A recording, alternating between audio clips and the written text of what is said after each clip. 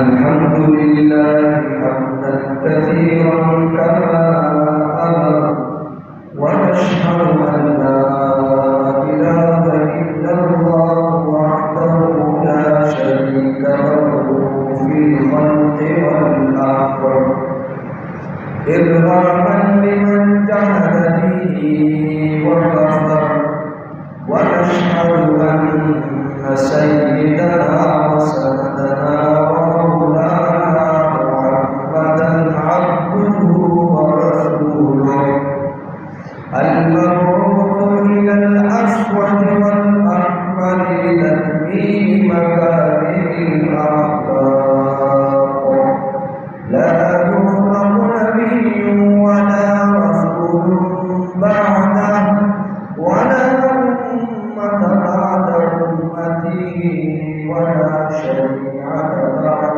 شريعته ولا كتاب بعد كتابه صلى الله تعالى عليه وعلى آله وأصحابه الذين هم خلاصة العمل الأعلى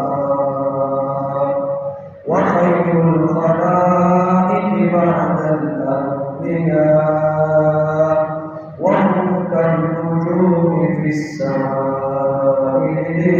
للاهتداء والاقتداء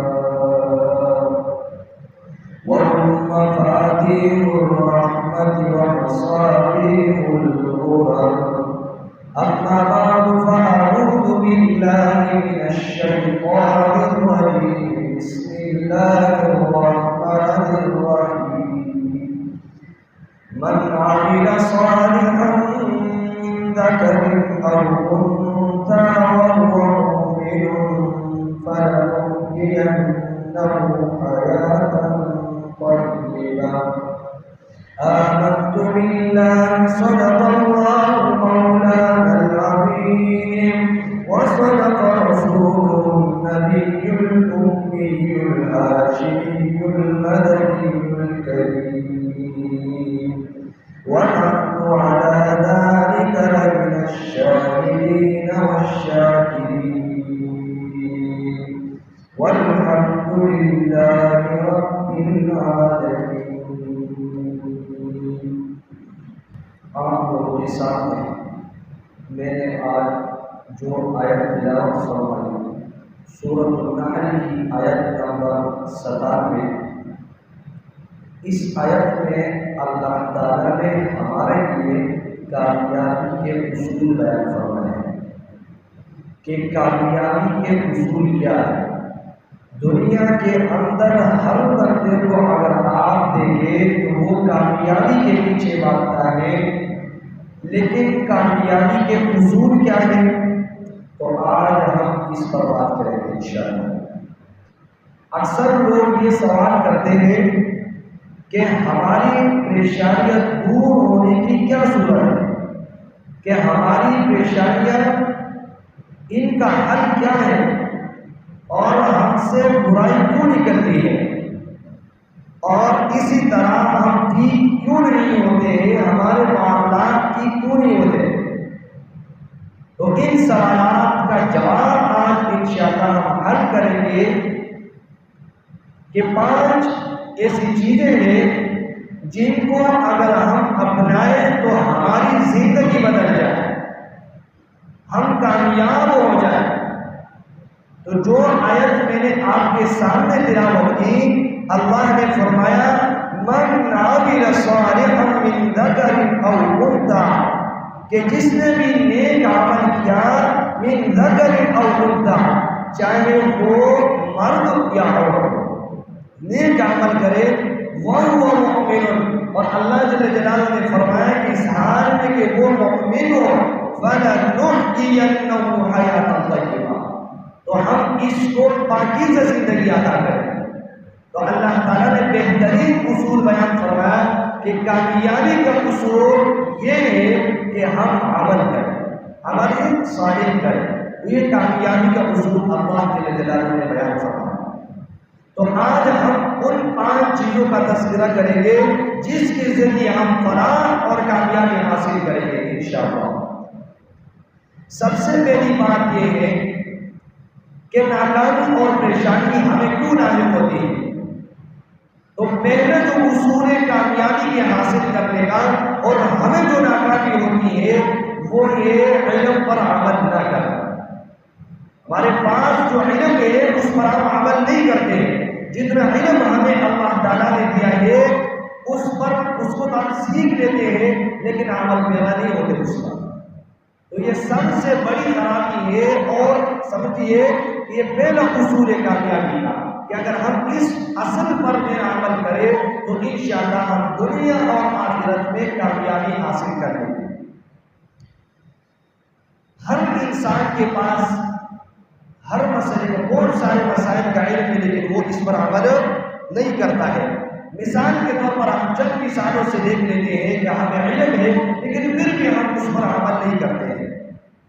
علم کے ہوتے ہوئے ہم صبر نہیں کرتے۔ مثال کے طور پر روڈ پہ ہم جا رہے ہیں، اگر گرین پر جو سرخ بتی لگی ہوئی ہے اس کے باوجود بھی ہم اس کو کراس کرتے ہیں۔ ہمیں پتہ ہے کہ یہ روڈ کراس کرنا اب جو ہے قانون صحیح نہیں ہے، یہ علم ہر بندے کو ہے لیکن پھر بھی ہم اس روڈ کو کراس کرتے ہیں۔ اگر کسی جگہ ریل گاڑی جاتی ہے، پاٹک لگا ہوا ہے، تو اب پتہ ہے کہ ابھی جب تک پاٹک نہیں کھلے گی اس وقت تک ہم آگے نہیں جا سکتے، اس کے باوجود ہم رانگ وے پہ جاتے ہیں اور آگے جانے کی کوشش کرتے ہیں۔ پتہ ہے ہر بندے کو، ہر بندے کے پاس علم ہے کہ آگے جانا اب ٹھیک نہیں ہے، تب تک میں آگے نہیں جا سکتا ہوں جب تک یہ پاٹک نہیں کھلے گی، لیکن پھر بھی ہم آگے جانے کی کوشش کرتے ہیں۔ پھر جب پاٹک کھلتا ہے تو ایک سائڈ سے بھی لوگ آتے، دوسری سائڈ سے بھی آتے، ایک دوسرے کو غصے کی نظر سے دیکھتے ہیں۔ پتہ ہے کہ غلط کام کر رہا ہوں، علم کے باوجود اس پر عمل نہیں کرتے، تو بھائی یہ غلط کر رہا ہوں۔ دین کے معاملات کو چھوڑیے، دنیا میں بھی اگر دنیاوی امور کا بھی ہمیں علم ہے اس پر پھر بھی ہم عمل پیرا نہیں ہوتے، تو کتنے حد تک ہم جو ہے نا علم پر عمل کرتے ہیں، یہ ہمارا حال ہے۔ صبر نہیں ہوتا ہے ہم سے۔ قرآن میں اللہ فرماتے ہیں ان اللہ مع الصابرین، اللہ صبر کرنے والوں کے ساتھ ہوتا ہے۔ ہر معاملہ جو ہے نا اچھے طریقے سے احسن طریقے سے کرنا چاہیے تاکہ اس کے ذریعے آپ کو بھی سکون ہو، دوسرے بندے کو بھی سکون حاصل ہو جائے۔ تو یہ ہمارا دنیاوی معاملات میں حال ہے۔ اسی طرح علم کے باوجود جو ہے نا ہم میں کوئی ڈسپلن نہیں، ہم میں کوئی ترتیب کے ساتھ کسی کام کو کرنا یہ ہم میں نہیں ہے۔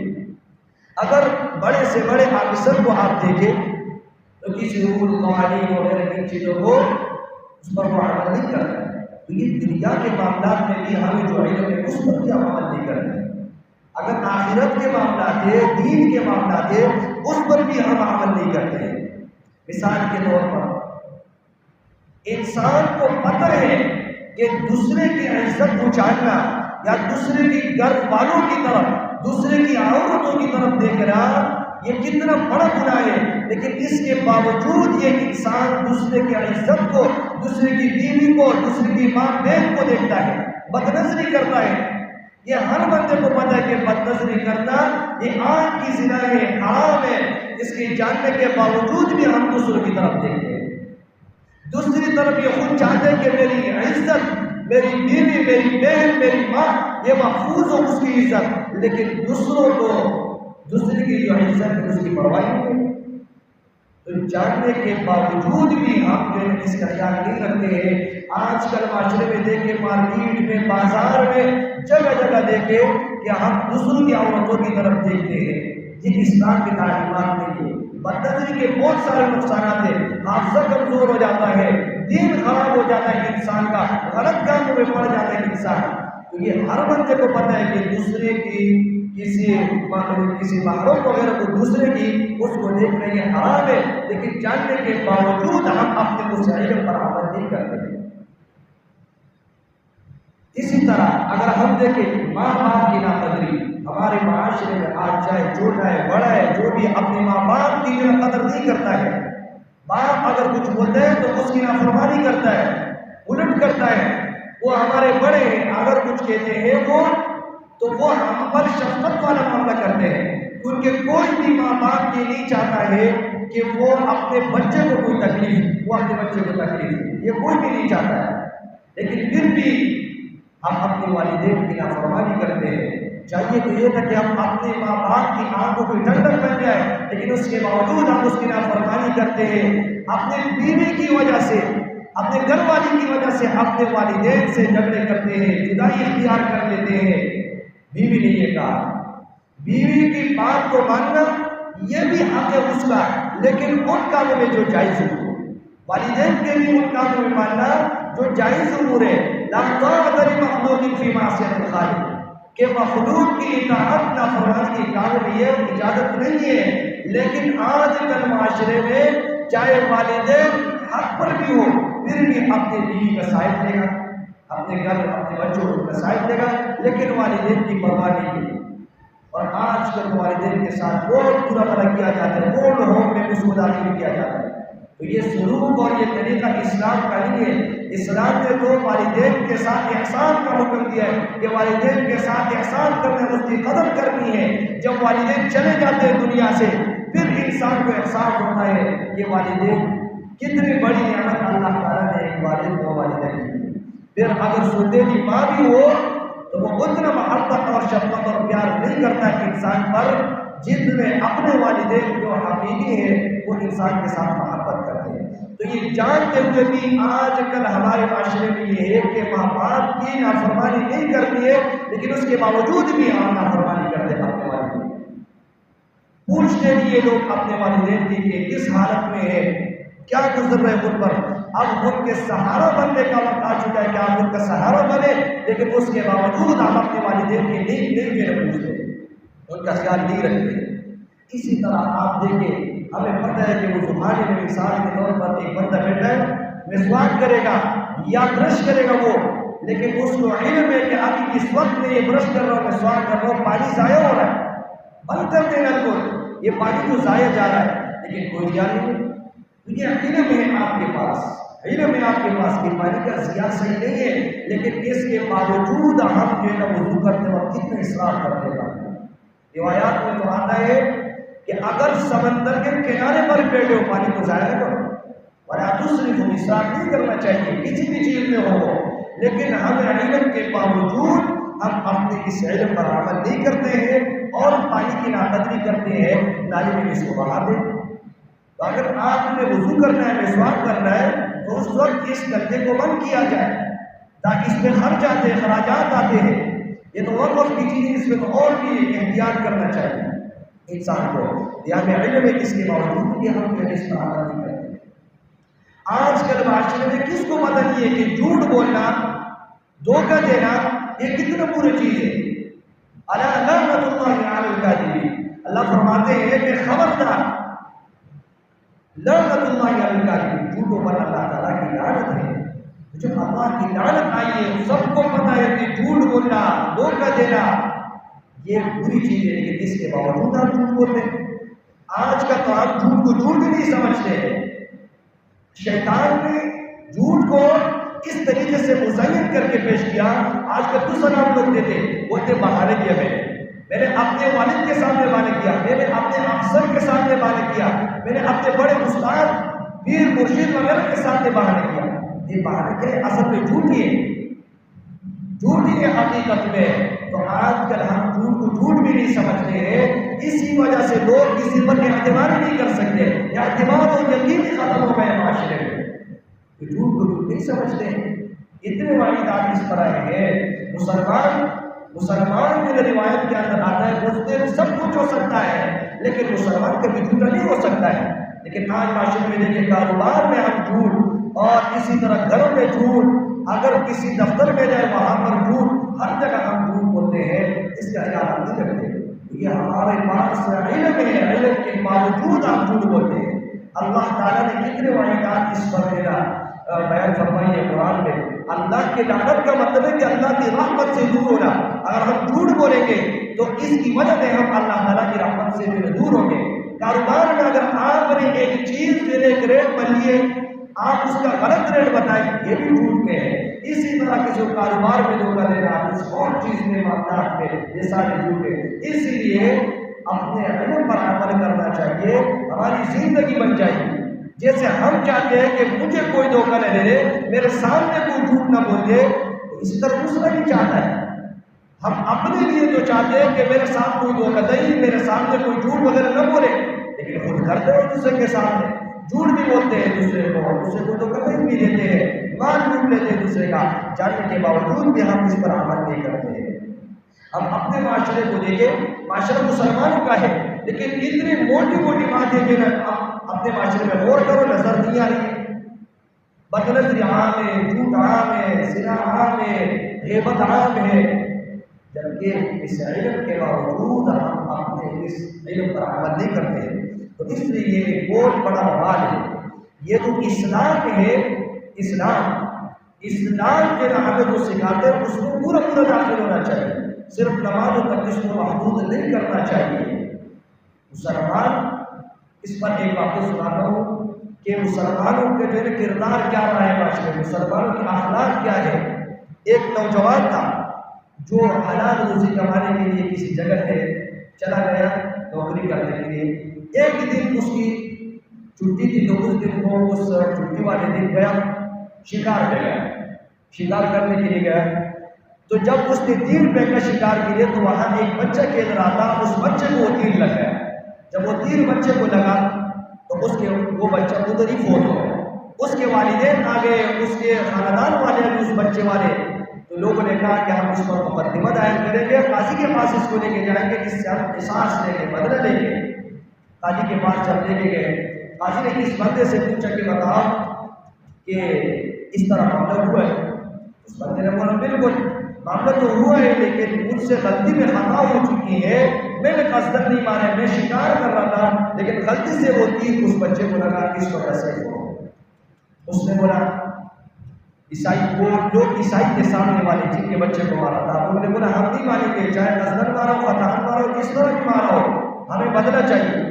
تو قاضی صاحب نے کہا کہ اس کو جمعے کے دن تک اس کو قید کیا جائے، اس بندے کو، قاتل کو، اور جمعے کے بعد اس کا فیصلہ سنائے گا اور اس کو سزا دی جائے گی۔ جب اس کو جیل میں بند کیا تو جیل کا جو سپرڈنٹ تھا اور جو سمجھنے کے بڑا جو بندہ تھا جیل کا، تو اس سے اس بندے نے بات کی، قاتل جو مسلمان ہے اس بندے نے بات کی کہ میرے گھر والوں کو پتہ نہیں ہے کہ مجھ پر کیا حالت گزر رہی ہے، میرے بچے ہیں، میری بیوی ہے، میرے خاندان ہے، تو کم از کم مجھے اتنا مہلت دے دیجیے کہ میں گھر جاؤں اور اپنے گھر والوں کو بول دوں کہ اس طرح معاملہ ہے اور جمعے کے دن میں اپنے ساتھ قتل کر دیا جاؤں گا۔ تو اس عیسائی کو دیکھو، وہ جو سپرڈنٹ ہے وہ عیسائی ہے، اس کے گھر والے کو، اس کے خاندان کے بچے کو قتل کیا ہے، اس کے باوجود اس مسلمان پر اس عیسائی کا اتنا اعتماد اور بھروسہ ہے کہ وہ اس کو چھوڑ دیتا ہے کہ چلو آپ چلے جاؤ۔ کیوں؟ اس لیے کہ مسلمان کا ایمان، مسلمان کے کردار کا ان کو پتہ تھا کہ مسلمان کردار کے سچے ہوتے، اس نے چھوڑ دیا۔ جب اس نے چھوڑ دیا تو اب جب اگلا جمعہ آیا اور سزا دینے کا وقت آ گیا تو مسلمان کو بدلہ نہیں آیا۔ قاضی نے سپرڈنٹ کو بولا کہ بھائی اس بندے کو، قاتل کو جو نا کیا بولتے ہیں عدالت میں پیش کرے۔ اب وہ بندہ ہے ہی نہیں، لیکن اس عیسائی کے چہرے پر کوئی جو پریشانی نہیں ہے، اب بھی بالکل ریلیکس ہے وہ، جس عیسائی سپرڈنٹ نے اس کو جو رہا کیا تھا اور بولا کہ آپ اپنے گھر جائیں۔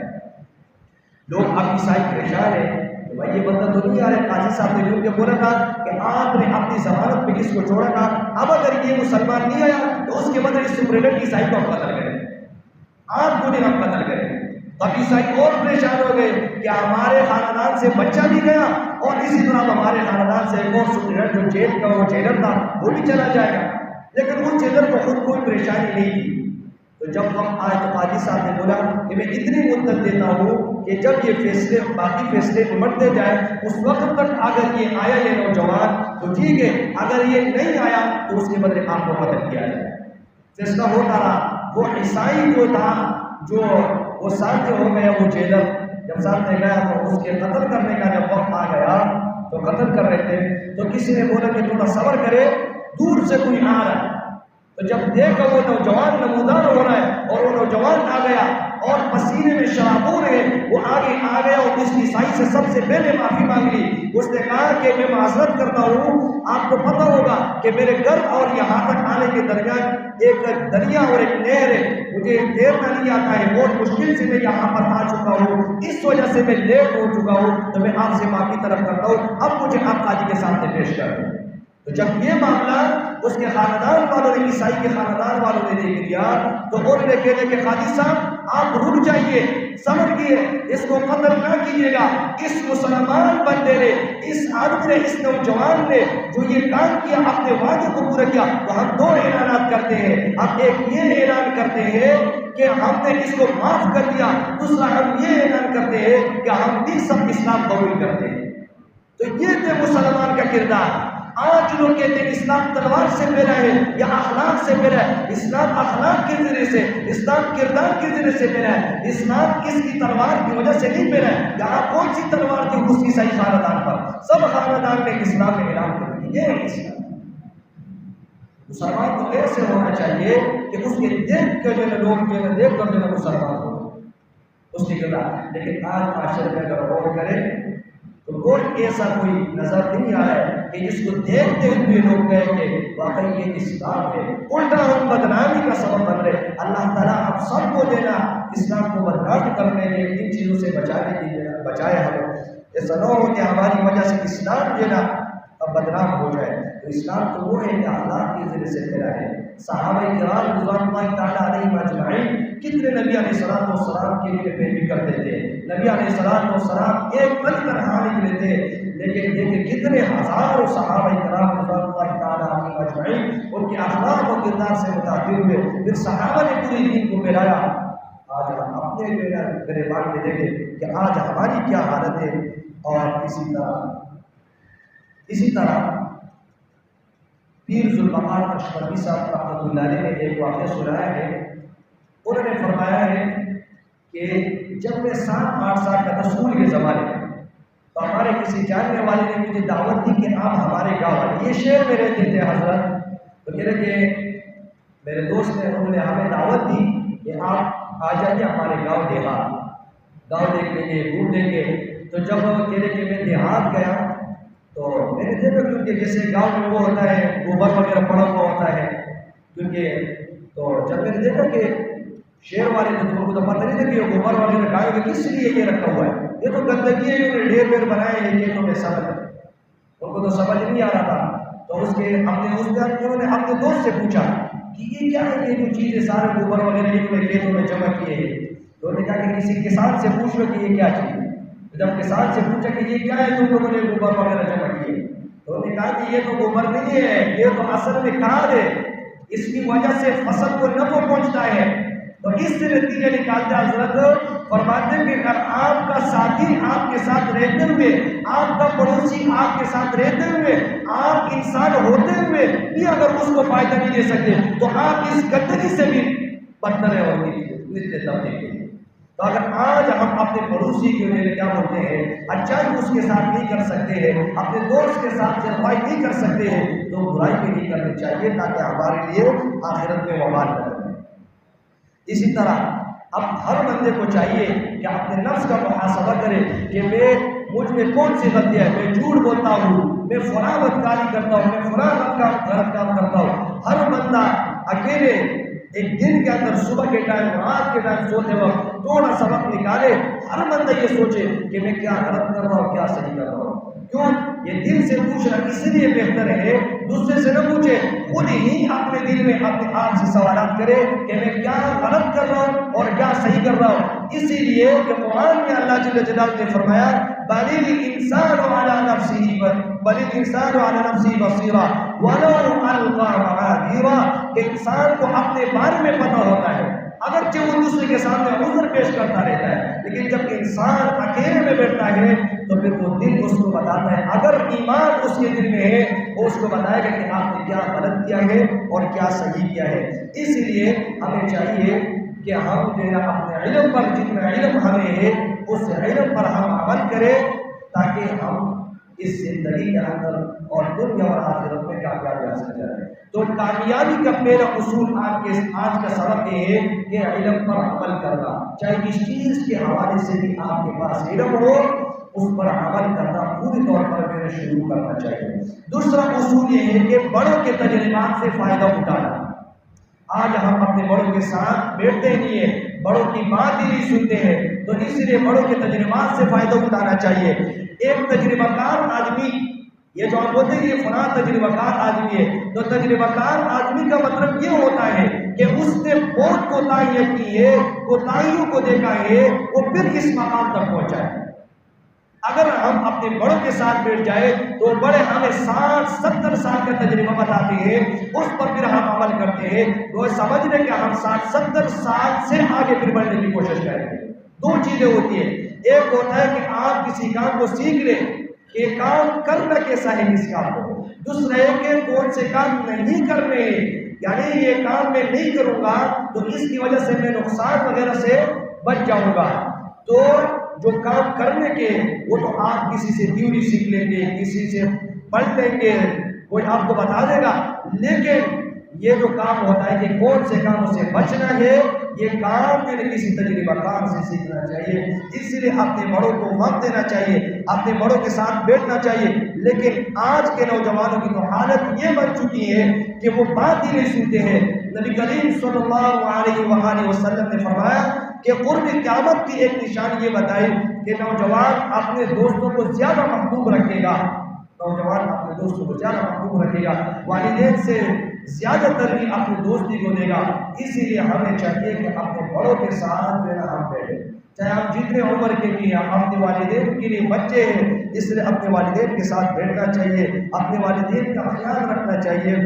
لیکن آج معاشرے میں اپنے والدین کو بالکل بھی کوئی توجہ نہیں دیتے ہیں، ان کے ساتھ بیٹھتے بھی نہیں ہے۔ تو والدین کی بھی ذمہ داری یہی ہے کہ وہ اپنے گھر والوں کا خیال رکھے اور اپنے بچے کو سکھائے، ان کو نصیحتیں کرے۔ پرانے زمانے میں ہم تو سنتے بڑوں سے کہ اپنے بچوں کو رات میں جو ہے وہ نصیحتیں کرتے تھے، لیکن آج کل اتنی مصروفیت لوگوں کی ہو چکی ہے کہ اپنے بیوی بچوں کو ٹائم بھی نہیں دیا جاتا ہے۔ اگر ہمارے پشتو کلچر میں اگر کسی کو اگر کوئی اپنی بیوی کو ٹائم دے رہا ہے، اس کے ساتھ بیٹھتا ہے، تو اس کو کیا کیا تانے سننے پڑتے ہیں۔ بیوی کا بھی حق ہے، باپ کا بھی حق ہے، ماں کا بھی حق، اولاد کا بھی حق ہے، ان سب کا حق ادا کرنا چاہیے اور اپنے بڑوں سے ان کے تجربات سے سیکھنا چاہیے۔ حدیث مبارک کے اندر آتا ہے کلمۃ الحکمت ضالۃ المؤمن، کہ بھائی یہ جو حکمت دانائی کی بات یہ مومن کی گمشدہ چیز ہے، مومن کو جہاں سے اچھی بات ملے، دیوار پر بھی اگر کوئی اچھی بات لکھی ہوئی وہاں سے لینی چاہیے وہاں سے۔ تو اپنے بڑوں کے ساتھ بیٹھنا چاہیے، ان کا احترام کرنا چاہیے کہ اگر کوئی بڑوں کا عزت اور احترام نہیں کرتا ہے تو رسول اللہ صلی اللہ علیہ وسلم نے فرمایا کہ وہ آپ کیسے نہیں، حدیث کا مفہوم ہے۔ اسی لیے دوسرا جو سبب ہے آج وہ یہ ہے کہ ہمیں اپنے بڑوں کے تجربات سے فائدہ اٹھانا چاہیے۔ بعض مرتبہ ایسے ہوتا ہے کہ بڑے کوئی بات کرتے ہیں، اس وقت ہمیں سمجھ نہیں آتی ہے، لیکن اس کے دور دور تک والدین کی دور دور تک نظر ہوتی ہے، ان کے تجربات سے سیکھنا چاہیے۔ اللہ تعالیٰ ہمیں بھی توفیق عطا فرمائے، تمام ہم جو ہے نا ہم لوگوں کو جو ہے اللہ تعالیٰ اس پر عمل جو ہے نا برابر جو ہے کرنے کی توفیق عطا فرمائے۔ تیسرا جو اصول ہے کامیابی کا اصول کا کہ گناہوں پر استغفار۔ آج کل ہم گناہ تو کرتے ہیں لیکن استغفار نہیں کرتے۔ احادیث مبارک کے اندر آتا ہے کہ طوبی لمن وجد فی صحیفته استغفارا کثیرا، مبارک ہو اس شخص کو، مبارکباد دی گئی ہے اس شخص کو کہ قیامت کے دن وہ اپنے اعمال نامہ میں استغفار زیادہ پائے۔ یعنی مبارکباد دی رسول اللہ صلی اللہ علیہ وسلم نے، خوشخبری ہے اس بندے کے لیے کہ قیامت کے دن جب اس کا اعمال نامہ کھلے گا اور اس میں وہ کثرت استغفار کو دیکھے گا، رسول اللہ نے مبارکباد دی اسے۔ دوسری روایت کے اندر آتا ہے التائب من الذنب کمن لا ذنب له، کہ توبہ کرنے والا، گناہ سے جو بندہ توبہ کرتا ہے وہ ایسے کمن لا ذنب له کہ اس کے کوئی گناہ نہیں ہے۔ تو توبہ اور استغفار کرنا چاہیے، اس کے بہت جو ہے نا فوائد ہے، استغفار ہی ہر مسئلے کا حل ہے۔ اس پر ایک واقعہ سنو، حضرت حسن بصری رحمہ اللہ کا ایک مرتبہ ایک مجلس میں ایک جگہ پہ وہ تشریف فرما ہوتے ہیں حضرت حسن بصری رحمہ اللہ، تو ان کے پاس ایک آدمی آ جاتا ہے اور وہ کہتے ہیں کہ حضرت میں بہت گناہ گار ہوں، مجھے کوئی وظیفہ بتائے کہ میری جو ہے نا وہ یہ گناہ وغیرہ سب دھل جائے اور ختم ہو۔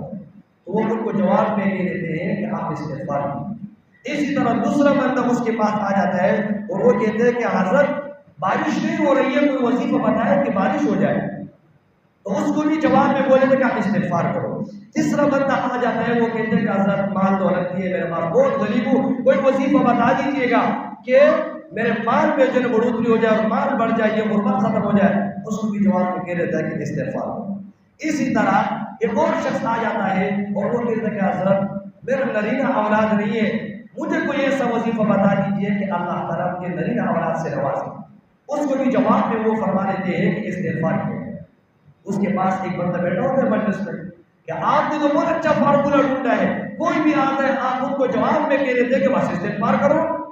غریب آیا اس کو بھی آپ نے کہا استغفار کرو، بارش کا وظیفہ مانگا اس کے لیے بھی آپ نے کہا کہ استغفار کرو، نرینہ اولاد کے لیے، اس طرح ہر ایک کے بندے کے جواب میں آپ نے کہا کہ استغفار کرو۔ تو بہت آسان فارمولا ہے۔ انہوں نے جواب میں فرمایا کہ یہ میں نہیں کہہ رہا ہوں اپنی طرف سے میں نے کہا، قرآن میں اللہ جل جلالہ نے فرمایا فَقُلْتُ اسْتَغْفِرُوا رَبَّكُمْ إِنَّهُ كَانَ غَفَّارًا، یعنی اللہ نے فرمایا کہ استغفار کرو اپنے رب کے سامنے، انہو کان غفارا، اللہ بہت زیادہ بخشنے والا ہے۔ تو جس بندے نے مجھے کہا تھا کہ مجھ سے گناہ ہوا ہے، میں گناہ گار ہوں، تو اس کو میں نے جواب میں کہا استغفار کرو، انہو کان غفارا، اللہ تعالیٰ نے بخشش کرنے والی ذات ہے۔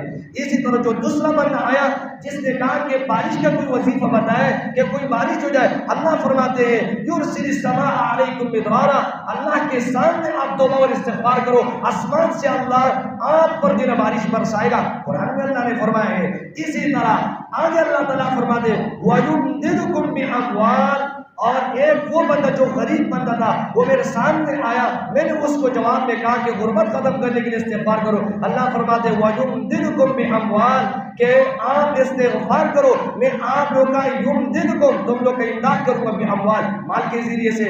اسی طرح وہ بندہ جو میرے پاس آیا کہ مجھے نرینہ اولاد کی ضرورت ہے، آپ میرے لیے جو ہے کوئی وظیفہ مجھے جو ہے بتا دیجئے، اس کو میں نے کہا وَيُمْدِدُكُمْ بِأَمْوَالٍ وَبَنِينَ، اللہ نے کیا فرمایا، میں تمہارا امداد کروں گا بنین، نرینہ اولاد کے ذریعے سے۔ یہ کس کے نتیجے میں؟ استغفار کے نتیجے میں۔ وَيَجْعَلْ لَكُمْ جَنَّاتٍ، اور تمہارے لیے اللہ تعالیٰ باغات جو بنا دیں گے، وَيَجْعَلْ لَكُمْ أَنْهَارًا، تمہارے لیے اللہ تعالیٰ نہریں بنا دیں گے۔ تو پتہ چلا کہ استغفار کے کتنے فوائد ہیں۔ آج ہم جو ہے نا عاملوں کے پیچھے جاتے ہیں، ان سے وظائف پوچھتے ہیں، استغفار کیجئے اور اپنے مسائل کو حل کرتے جائیے، اللہ پر بھروسہ ہونا چاہیے، اللہ پر توکل ہونی چاہیے۔ اسی طرح ہم عاملوں کے پاس جاتے ہیں، عامل سے پوچھتے ہیں کہ یہ کام ہو، ہمارا یہ کام ہو، میرے لیے یہ کر دو، فلاں چیز کی تعویذ کر دو، فلاں چیز کی تعویذ کر دو، لیکن وہ عامل خود اپنی پریشانیوں کو ختم نہیں کر سکتے تو میرے اور آپ کی پریشانی کو کیسے ختم کرے گا؟ اگر اس کے پاس اس چیزوں کے، اس عامل کے پاس غربت سے نکالنے کا کوئی راستہ ہوتا اللہ کے سوا، تو وہ اپنی غربت کو ختم کر دیتا۔ وہ تو ہماری وجہ سے چلتا ہے، ہم اس کو پیسے دیتے ہیں، ہم اسے مال دیتے ہیں، اس کی وجہ سے اس کی گاڑی چلتی ہے۔ جب اس کی گاڑی خود جو ہے نا ہماری وجہ سے چلتی ہے تو ہمارے لیے کیا کام کرے؟ اسی لیے ہمیں چاہیے کہ ہم اللہ کے ساتھ استغفار کریں، اگر کوئی گناہ ہو جائے اس پر فوری طور پر میرا فوراً میرا توبہ کرنا چاہیے۔ تو دوسرا سبب جو ہے ہمارا یہ ہے کہ ہم جو ہے اللہ کے سامنے استغفار کریں اور ان کے پاس نہ جائیں، کیونکہ اللہ تعالیٰ نے فرمایا وَمَا مِن دَابَّةٍ فِي الْأَرْضِ إِلَّا عَلَى اللَّهِ رِزْقُهَا، کہ دنیا اور زمین میں جو کچھ بھی ہے اس کو رزق دینا وہ اللہ کے ذمہ ہے۔ آج کل ہم عاملوں کے سامنے بولتے ہیں فلاں نے میرا کاروبار بند کر دیا ہے، فلاں نے مجھ پر یہ کر دیا۔ اللہ سے تعلق اور کنیکشن اچھا ہونا چاہیے۔ کوئی بھی آپ کا کاروبار، کوئی بھی آپ کا رشتہ، کوئی بھی آپ کے خاندان میں مسائل پیدا نہیں کر سکتا ہے، سب کچھ اللہ تعالیٰ ہی سے ہوتا ہے اور کسی سے نہیں ہوتا ہے۔ اسی سے ایک اور کہنا کہ استغفار کے فائدے میں سے بھی کہ انسان کو مصیبتوں سے چھٹکارا مل جاتا ہے۔ قرآن میں اللہ تعالیٰ نے فرمایا ما کان اللہ لیعذبہم وانت فیہم، کہ رسول جب تک آپ ان لوگوں میں ہیں تو اس وقت تک میں ان پر عذاب دینے والا نہیں ہوں۔ وما کان اللہ معذبہم یستغفرون، اور میں عذاب دینے والا نہیں ہوں جب تک یہ لوگ استغفار کریں گے۔ تو جب تک استغفار کرتے رہیں گے کوئی پریشانی نہیں آئی ہے۔ اگر کسی کا رشتہ پھنسا ہوا ہے، کسی کو مال کی ضرورت ہے، کسی کو اور کوئی مسئلہ ہے، تو جب تک استغفار کریں گے تو اللہ فرمائے کہ میں ان کو عذاب دینے والے نہیں ہوں۔ اگر کسی کے پاس مال نہیں تو یہ بھی تو قسم کی تنگی ہے، تو اسی طرح اگر کسی کے رشتے کا مسئلہ ہے، گھریلو مسائل ہے، یہ بھی تو ایک مصیبت اور مسئلہ ہے، تو جب استغفار کریں گے اللہ ہمارے ان مسائل کو جو ہے حل کرے گا۔ اس لیے ہر وقت جو ہے ہمیں استغفرullah کم از کم کہنا چاہیے. اگر آپ دن چلتے پھرتے جنہیں ذکر کریں استغفرullah ربی من کل ذنب واتوب الیہ، یہ جو ہے ہمیں پڑھنا چاہیے، چاہے وہ مرد ہو عورت ہو، سب کو اس کا جو ہے ذکر کا اہتمام کرنا چاہیے. اور چھوٹی جو بڑی خرابی ہماری ہے کہ نعمتوں پر ہم شکر ادا نہیں کرتے ہیں، تو اس لیے ہمیں چاہیے کہ ہم اپنی نعمتوں جو اللہ تعالیٰ نے ہم پر نعمتیں کی ہے، صحت کی نعمت دی ہے، وقت اللہ تعالیٰ نے ہمیں دیا ہے، مال جو اللہ تعالیٰ نے دی، اولاد اور اسی طرح گھر، سب کچھ اللہ تعالیٰ نے ہمیں دیے ہیں، اور اس کے باوجود ہم اللہ تعالیٰ کی جو نافرمانی کرتے ہیں اور اللہ تعالیٰ کی اس نعمتوں کا شکر ہم ادا نہیں کرتے. اس لیے ہمیں چاہیے کہ ان نعمتوں کو ایک کو اکیلے میں بیٹھ کے اس کو شمار کرے. اللہ نے ہاتھ صحیح دیے، پیر صحیح دیے، کان صحیح دیے اور صحیح سلامت اللہ تعالیٰ نے بنایا، لیکن اب اس کے بعد آج اگر کسی سے پوچھے کہ وقت کیسے گزر رہا ہے تو کہتے ہیں بس چلتا ہے، گزرتا ہے، وقت سے بس گزارا ہے. اگر ہم دیکھیں تو آپ یہ جواب دے دیں، اگر کوئی آپ الحمدللہ وقت بہت اچھا گزر رہا ہے، اللہ تعالیٰ نے ہم بے قدروں کو کتنی نعمتوں سے نوازا ہے، لیکن اس کے باوجود ہم کہتے ہیں کہ بس گزارا ہو رہا ہے. یہ ناقدری نعمتوں کی، لیکن شکرتم لازیدنکم، تم شکر کرو اللہ اور زیادہ دے گا. اس لیے ہر چیز پر اللہ تعالیٰ کی نعمتوں پر شکر ادا کرنا چاہیے. اسی طرح ہمارے پاس اگر کوئی نعمت ہے تو جب چھین جائے ہمیں اس کے لیے پھر قدر آتی ہے، تب ہم اس کے پھر کو افسوس کرتے ہیں اس کے لیے. اگر کوئی مر جاتا ہے تو اس کے قبر پر تو ہم پھول ڈالتے ہیں، اس کے پیچھے روتے ہیں، لیکن زندگی میں اس کو تکلیف بھی دیتے، اس نعمت کی قدر نہیں کرتے. چاہے وہ والد ہے، والدہ ہے، یا اپنے رشتہ دار ہے، پڑوسی ہے، مرنے کے بعد ہمیں فکر ہوتی ہے یار تو بہت اچھا بندہ تھا، اس کے قبر پر ہم پھول بھی ڈالتے ہیں. لیکن کسی نے کیا خوب کہا ہے کہ آپ زندگی میں اس کو پھول کیوں پیش نہیں کرتے ہیں، لیکن مرنے کے بعد آپ اس کے قبر پر پھول پیش کرتے ہیں، اس کے پیچھے جو ہے کوئی خیرات وغیرہ کرتے ہیں، کیا کرتا ہے. تو اس لیے زندگی میں ایک دوسرے کا فرق، دوسرے کی قدر کرنی چاہیے. تو یہ آج کا ایک اور سبق کے شکر ادا کرنا چاہیے اللہ تعالیٰ کا. اور پانچ جو آخری سبق ہے کہ مرنے والوں سے عبرت حاصل کرنا.